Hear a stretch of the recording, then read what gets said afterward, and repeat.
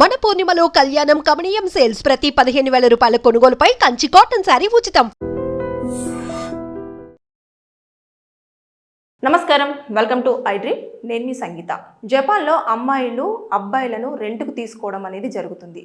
ఎందుకంటే వారితో కూర్చొని ఏడవడానికి, వారి బాధలో వారి కన్నీను షేర్ చేసుకోవడానికి. ఇందులో వాళ్ళ క్యాప్షన్ వచ్చేసి లిజనింగ్ హియర్ సైలెంట్ సపోర్ట్. అంటే వారు పక్కన కూర్చొని వారు ఏడుస్తున్నప్పుడు టిష్యూలు అందించడం, అదేవిధంగా వారు సాడ్ వీడియోస్ చూస్తున్నప్పుడు వారితో పాటు కూర్చొని ఆ సాడ్ వీడియోస్ అనేది చూడడం, ఇలాంటివన్నీ కూడా. ఎందుకంటే జపాన్లో అమ్మాయిలు ఎక్కువగా వర్క్ ప్రెజర్కి చాలా మానసికంగా ఒత్తిడికి గురవుతూ ఉంటారు, అదేవిధంగా చాలా డిస్టర్బ్ అవుతూ ఉంటారు. ఈ నేపథ్యంలో అమ్మాయిలు అక్కడ ఒక కన్సర్న్, ఒక కేరింగ్ తీసుకునే పర్సన్ కావాలి అని చెప్పేసి అనుకుంటారు. అయితే ఫ్యామిలీ మెంబర్స్తో కొన్ని విషయాలను షేర్ చేసుకోరు, అదేవిధంగా ఫ్రెండ్స్తో కూడా కొన్ని విషయాలను మనం షేర్ చేసుకోలేము, అదేవిధంగా ఎక్కువ ఫ్రెండ్స్ కూడా మనకు ఎక్కువ టైం ఇచ్చే అవకాశాలు ఉండదు. అందుకోసం అని చెప్పేసి జపాన్లో ఇలాంటి ఆన్లైన్లో బుకింగ్స్ అనేవి ఎక్కువగా జరుగుతూ ఉన్నాయి. అందులో దాదాపుగా ఒక 10 నుంచి 15 మంది అబ్బాయిల వరకు కూడా ఇప్పటి వరకు రిజిస్టర్ అయి ఉన్నారు. వాళ్ళందరూ కూడా ఏం చేస్తారంటే, ఒక అమ్మాయి అందులో ఉండే అబ్బాయిని ఒకరిని చూజ్ చేసుకుంటుంది. చేసుకున్న తర్వాత ఆ అబ్బాయికి బుక్ చేసుకుంటారు. గంటకి 8,000 రూపాయల చొప్పున ఇండియన్ కరెన్సీలో.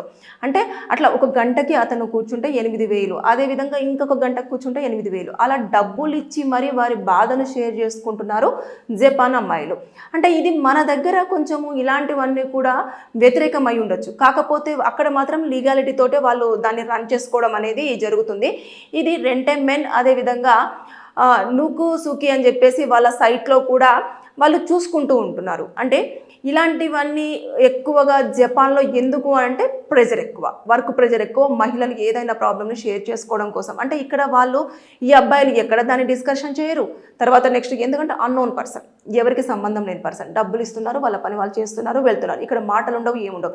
ఇంకొకటి ప్రధానంగా నోట్ చేసుకోవాల్సింది ఏంటంటే, ఇక్కడ ఓన్లీ ఎమోషనల్ మన కేరింగ్ అది మాత్రమే, కన్సర్న్ మాత్రమే ఉంటుంది తప్పించి ఇక్కడ ఫిజికల్గా ఏ అటాచ్మెంట్ అనేది ఉండదు. ఫిజికల్ రిలేషన్షిప్ అసలు ఇక్కడ ఎట్టి పరిస్థితుల్లో కూడా ఆ కాలంలో కూడా కంపల్సరీగా ఉండడం జరుగుతుంది, అది ఉండదు.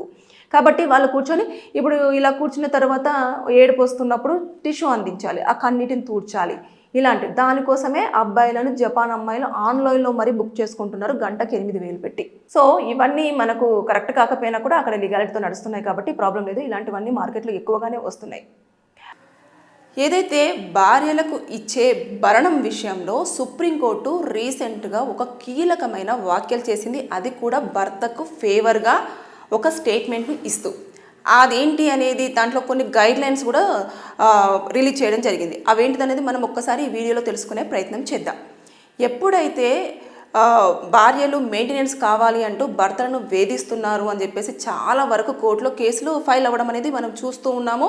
భర్తలు కూడా కొంతమంది సూసైడ్ చేసేసుకొని మేము కట్టలేని సిచ్యువేషన్లో ఉన్నామని చెప్పేసి ప్రాణాలు వదిలేస్తున్న సందర్భాలు కూడా మనం ఎన్నో చూసాము, ఎన్నో వార్తలలో కూడా వినడం జరిగింది. అయితే పూణేలో ఒక భార్యాభర్తలు ఇద్దరు కూడా అక్కడ ఉన్న హైకోర్టును అప్రోచ్ అవ్వడం జరిగింది. ఫ్యామిలీ కోర్టులో వాళ్ళకి న్యాయం జరగలేదని హైకోర్టుకు రావడం జరిగింది. వచ్చినప్పుడు ఆవిడ భర్తను కొంచెము ఏదైతే భరణం ఉందో దాన్ని ఎక్కువ స్థాయిలో మెయింటెనెన్స్ అనేది నాకు 1 టైం సెటిల్మెంట్లో కొంచెం సెటిల్ చేయాలి అని చెప్పేసి అడగడం జరిగింది. అడిగిన తర్వాత దానికి కోర్టు కూడా అంత ఇచ్చుకోలేరు అని చెప్పేసి భర్తకు కొంచెం ఫేవర్గా అనేది అక్కడ జడ్జిమెంట్ ఇవ్వడంతో ఇమీడియట్గా ఆ భార్య ఏం చేసింది అంటే, సుప్రీంకోర్టులో ఒక సూట్ వేసుకొని నాకు న్యాయం జరగలేదు ఏదైతే హైకోర్టులో నాకు ఇక్కడ న్యాయం కావాలి అని చెప్పేసి దాన్ని కార్నర్ చేస్తూ అందులో ఒక పిటిషన్ వేసుకోవడం జరిగింది. జరిగిన తర్వాత ఎప్పుడైతే బెంచ్ మీదకి వచ్చిందో అప్పుడు అడ్వకేట్స్ ఉండి జడ్జెస్ వాదనలో విన్నది ఏంటంటేను, అక్కడ ఉన్న ఎవరైతే జడ్జి ఉన్నారో ఆయన అడగడం జరిగింది, ఇతనికి ఆల్రెడీ ఈ భర్తకు ఫస్ట్ మ్యారేజ్ అయిపోయింది, తర్వాత నెక్స్ట్ ఏదైతే సెకండ్ భార్యగా ఈవిడ వచ్చిందో ఈవిడ కూడా నాకు మొదటి భార్యకు ఎంతైతే చెల్లించారో అంతే డబ్బులను ఇవ్వాలి అంతే, నాకు సెటిల్మెంట్ 1 టైంలో సెటిల్మెంట్ చేయాలి అని చెప్పేసి కోరుకోవడం జరిగింది. వెంటనే ఇమీడియట్గా జడ్జి గారు ఫస్ట్ భార్యకు ఎంత ఇవ్వడం జరిగింది అని అడిగితే 500 కోట్లతో పాటు అమెరికాలో ఆవిడకు ఒక ఇల్లు అనేది ఇవ్వడం జరిగింది. అంటే ఫుల్ రిచ్ అన్నట్టు, బిజినెస్లో మంచి హై పొజిషన్లో ఉన్నారు, మంచి ఇన్కమ్ ఉంది. అదంతా చూసేసుకున్న తర్వాత అప్పుడు అతను రిచ్చే అయి ఉండొచ్చు, కానీ ఫ్యూచర్లో ఇదే సిచ్యువేషన్లో ఉంటాడు, ఇదే స్థాయిలో ఉంటాడు అని మీరేమైనా గ్యారంటీ ఇవ్వగలరా? ఇప్పుడు మీరు 500 కోట్లు అడుగుతున్నారు, దాంతోపాటు ఒక ఇల్లు కూడా మొదటి భార్యకి ఏదైతే ఇచ్చారో దాన్నే ఇక్కడ మీరు అడగడం జరుగుతుంది. సరే, ఆవిడకు విడాకులు ఇచ్చారు, ఆవిడ ఏదో కొన్ని కారణాల వల్ల వెళ్ళిపోయింది, మీ కారణాల వల్ల మీరు కూడా విడిపోవాలనుకుంటున్నారు, కానీ ఇంత మెయింటెనెన్స్ అనేది అడగడం చాలా కరెక్ట్ పద్ధతి కాదు అని చెప్పింది. మీరు ఒకవేళ భర్త ఇప్పుడున్న స్థాయి కంటే ఎక్కువ స్థాయికి వెళ్తే అప్పుడు మళ్ళీ వచ్చి మీరు మెయింటెనెన్స్ ఏ విధంగానైతే పిటిషన్ వేస్తారో అదే విధంగా భర్తలను ఆర్థిక పరిస్థితిని కూడా మీరు దృష్టిలో పెట్టుకొని మీరు మెయింటెనెన్స్ అనేది అడగాలి అని చెప్పేసి సూచించడం జరిగింది. అయితే అంటే కొన్నిసార్లు ఏమవుతుంది అని అంటే, భర్తలు ఇప్పుడు ఒక పొజిషన్లో ఉంటారు, మంచి అతను బిజినెస్లో ఉన్నాడు, అదేంటిది మొదటి భార్యను వద్దనుకున్నప్పుడు ఆవిడకు సెటిల్మెంట్గా కొన్ని డబ్బులు ఇవ్వడం జరిగింది, అంతా అయిపోయింది. సెకండ్ భార్యను చేసుకున్న తర్వాత ఆ వ్యక్తి మళ్ళీ కొన్ని కారణాల వల్ల వారికి వచ్చిన మిస్అండర్స్టాండింగ్స్ వల్ల విడిపోవాలి అనుకున్నప్పుడు మొదటి భార్యకి ఎంతైతే ఇచ్చారో అంతే అలుమనీ ఇవ్వాలి అంటే అతని వల్ల సాధ్యం అవ్వచ్చు, అవ్వకపోవచ్చు. అదే సిచ్యువేషన్ ఇప్పుడు ఉన్నది లేనిది అని మనకు తెలియదు. అతను ఎంత ఇచ్చుకోలేను అన్న సిచ్యువేషన్లో ఉన్నప్పుడు అతని బిజినెస్ స్టేటస్ ఎలా ఉందో, మరి ముందున్న లాభాలు ఉన్నాయో లేదో అని చెప్పేసి అవన్నీ కూడా మీరు పరిశీలనలోకి తీసుకోవాలి. లేకపోతే ఖచ్చితంగా ఫ్యూచర్లో అబ్బాయి అంటే మగవారు అనే వారు కనిపించకుండా పోయే ఛాన్సెస్ ఉన్నాయి అని చెప్పేసి సుప్రీంకోర్టు జడ్జి గారు ఒక స్టేట్మెంట్ ఇవ్వడం జరిగింది. అంటే ఇది ఎంత దారుణమైన స్టేట్మెంట్ చూడండి. ఇంకా ఫ్యూచర్లో అసలు అబ్బాయిలు కనిపించరు అనేసాడు ఆయన.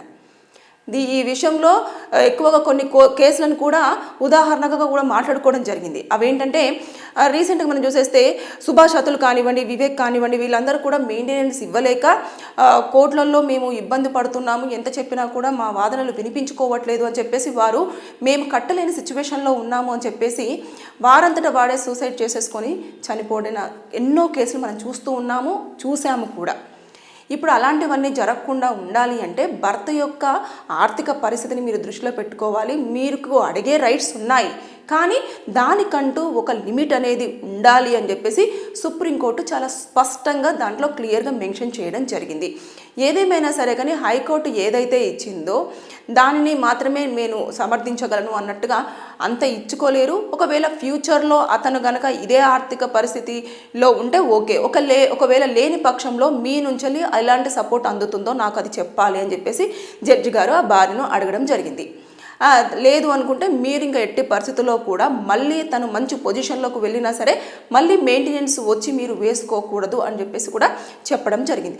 ఇన్నిటిని మాట్లాడుతూ ఆయన ఇలా ఇచ్చాడు. కానీ నాకు ఈ జడ్జిమెంట్లో ఈ గైడ్లైన్స్లో నాకు ఒక పదం ఏంటంటేను, ఇక ఫ్యూచర్లో ఆడవారి టార్చర్ వల్ల, అమ్మాయిలు అడుగుతున్న మెయింటెనెన్స్ వల్ల ఇంకా మగవారు పెళ్ళిళ్ళు చేసుకోరు, ఒకవేళ చేసుకున్నా కూడా వారితో కలిసి ఉండలేరు, ఉన్నా కూడా రేపటి రోజుల్లో మనం వారిని చూడలేము, ఇంకా మగ జాతే అంతరించిపోయే అవకాశాలు ఉన్నాయి అని చెప్పేసి ఇచ్చిన స్టేట్మెంట్ అనేది నాకు కొంచెం బాధాకరం అనిపించింది. అంటే ఒక జడ్జి అయ్యుండి అలా చెప్పడము అంటే అమ్మాయిలు ఎంత ఇబ్బంది పెడుతున్నారు అంటే వాళ్ళ శక్తికి మించి మెయింటెనెన్స్ అనేది అడగడం జరుగుతుంది అనేది కోర్టులు కూడా పాయింట్అవుట్ చేస్తున్నాయి.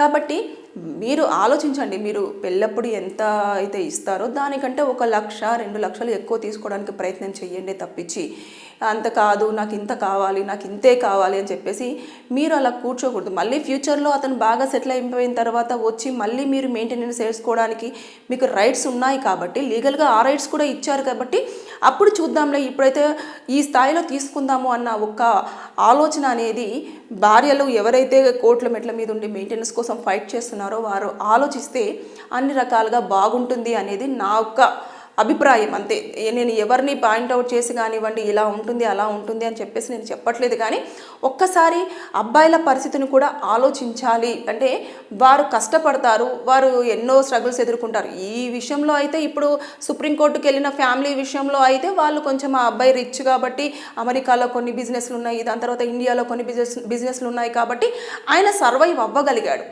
500 కోట్లు ఒక ఇల్లు అంటే నాట్ ఏ జోక్. అతను ఎంత స్ట్రగుల్ అయ్యి బిజినెస్లో ఎంత ఒడిదుడుకులు ఎదుర్కొంటే అంత స్థాయికి వచ్చి ఉంటాడు. అంత స్థాయి నుంచి ఒకేసారి అతను సంపాదించుకున్నదంతా కూడా ఏదో కొన్ని రోజులు ఉండి తర్వాత భార్య అనిపించుకొని వెళ్ళేటప్పుడు తీసుకువెళ్తూ ఉంటే ఫ్యూచర్లో అతని పరిస్థితి ఏంటి? అతను కూడా సర్వైవ్ అవ్వాలి కదా. అతను కూడా బిజినెస్లో నష్టాలు ఉంటాయి, లాభాలు ఉంటాయి, అన్నింటిని ఒడిదుడుకులను అన్నింటిని కూడా ఎదుర్కోవాల్సి ఉంటుంది. కాబట్టి ఎప్పుడైనా సరే మనం ఒక అమౌంట్, ఎవరైతే భార్యలు ఉంటారో అమౌంట్ అడిగేటప్పుడు ఆలోచించి వారి స్తోమతకు ఇంత ఇచ్చుకోగలరా లేదా అన్నది చూసిన తర్వాతనే అడగండి. ఎవరో చెప్పేస్తారు ఇంత అడిగితే వచ్చేసరి కోట్లు మనకే సపోర్ట్ చేస్తే ఆడవారికి ఫేవర్గా ఉంటాయి అంటే ఈ మధ్య కాలంలో 498A DVC కేసులలో ఫేవర్గా ఉండడం అనేది చాలా తక్కువ. ఎందుకంటే ఆ కేసులన్నీ కూడా ఫాల్స్ కేసులు అని చెప్పేసి కోర్టులో మొత్తం జడ్జిమెంట్ అంటే పూర్తి స్థాయిగా మొత్తం ఇయర్స్ గడిచిపోయిన తర్వాత ఫైనల్ హియరింగ్లో అనేది తేల్చడం జరుగుతుంది. కాబట్టి మెయింటెనెన్స్ అడిగేటప్పుడు కూడా ఒకసారి ఆలోచించి అడిగితే మీరు అడిగే విధానంలో కరెక్ట్గా ఉంది, ఓకే కొంచెం వాళ్ళు ఎఫర్ట్ పెట్టే అంతనే అడుగుతున్నారు అంటే మీకు ఇమీడియట్గా కోర్టు కూడా శాంక్షన్ చేసే అవకాశాలు ఉంటాయి. 1 టైం సెటిల్మెంట్ బెటర్. అంటే మ్యారేజెస్ విషయంలో వీళ్ళు ఎంచుకున్న విధానం కరెక్టే. 1 టైం సెటిల్మెంట్ ఉంటే ఇంకా పూర్తి స్థాయిలో ఇంకా వారికి మీకు ఎలాంటి సంబంధం లేకుండా ఇంకా ఫ్యూచర్లో ఎవరి లైఫ్ వాళ్ళు లీడ్ చేసుకోవడం కోసం బాగుంటుంది. కాకపోతే కొంతమంది మంత్లీ తీసుకుంటుంటారు. అది మాత్రం నేనైతే ఎప్పుడు కూడా ఎంకరేజ్ చేయను. దానివల్ల కూడా ప్రాబ్లమ్ ఫేస్ చేస్తూ ఉంటారు. ఎప్పుడు అతను అదే సిచ్యువేషన్లో ఉండడు, డేస్ అన్నీ మారిపోతూ ఉంటాయి. తర్వాత రోజులన్నీ ఈ రోజు ఉన్న రోజు రేపు ఉండకపోవచ్చు. అతను రేపు మంచి స్థాయిలో ఉండొచ్చు, లేదంటే ఇప్పుడున్న స్థాయి కంటే కూడా కొంచెము ఆర్థిక ఇబ్బందుల వల్ల కొంచెం తక్కువ స్థాయి కూడా రావచ్చు. ఇలాంటివన్నీ ఉంటాయి. కాబట్టి చూడండి, సుప్రీంకోర్టే స్వయంగా ఇలాంటి స్టేట్మెంట్ ఇచ్చింది అని అంటే ఎంత దారుణమైన సిచ్యువేషన్లో భర్తలు ఉన్నారు అనేది మనము ఈ ఒక్క విషయంలో తెలుసుకోవచ్చు. సో సుప్రీంకోర్టు ఇచ్చిన గైడ్లైన్స్ ప్రకారం భార్యకు భర్తనే కాదు, భర్త యొక్క పరిస్థితిని కూడా భార్యలు ఆలోచించి భరణం అడగాలి అని చెప్పేసి చాలా క్లియర్గా చెప్పింది. దాంతోపాటు ఫ్యూచర్లో వారికి ఆర్థిక ఇబ్బందులు వస్తే ఖచ్చితంగా భార్య తరపు నుంచి వెళ్ళి ఏమైనా కంపల్సరీగా చెయ్యాలి అని. అంటే అతనికి ఆర్థిక పరిస్థితులు ఎలా ఉంది, కొంచెం బిజినెస్లో లాస్ వచ్చిందంటే మీరు కొంచెం అమౌంట్ కూడా పెట్టాలి అన్నట్టుగానే ఈ స్టేట్మెంట్లో ఇవ్వడం జరిగింది. ఏదేమైనా సరే కానీ సుప్రీంకోర్టు ఇచ్చిన ఈ తీర్పు పట్ల మాత్రం నేను కొంచెం పాజిటివ్గానే ఉన్నాను. నా అభిప్రాయం మాత్రమే నేను ఇక్కడ వెల్లడిస్తున్నాను. నేను ఎవరిని ఉద్దేశించి మాత్రం నేను అనట్లేదు. ఈ వీడియో చూస్తున్న వారికి ఎవరికైనా సరే ఏమైనా లీగల్ డౌట్స్ ఉంటే కింద కామెంట్ రూపంలో తెలియజేయండి. నేను దానిపైన వీడియో చేసి మీకు పూర్తి సమాచారం అందించడానికి ప్రయత్నం చేస్తాను. Thank you. And for more videos, Please subscribe to iDream. Please subscribe to iDream. Please subscribe iDream. And please subscribe to iDream. For more videos, subscribe to iDream. please like, share and subscribe to the channel. Congratulations, iDream. subscribe to iDream. Subscribe to iDream. So subscribe to iDream Media. iDream team అందరికి huge congratulations. Please subscribe iDream Media. Please subscribe to iDream. Subscribe iDream. Please subscribe to iDream. iDream అంటే నా కళల ఛానల్ను subscribe చేసుకున్న నోరు తిరుగుతలేదు, మీరైతే గంట గుర్తు కొట్టండి. For more such videos, please subscribe to iDream. Subscribe to iDream. Please subscribe to iDream. Please subscribe iDream Media. Please do subscribe to iDream. Please subscribe to iDream Media. For best entertainment and information, please subscribe iDream. And don't forget to subscribe to iDream.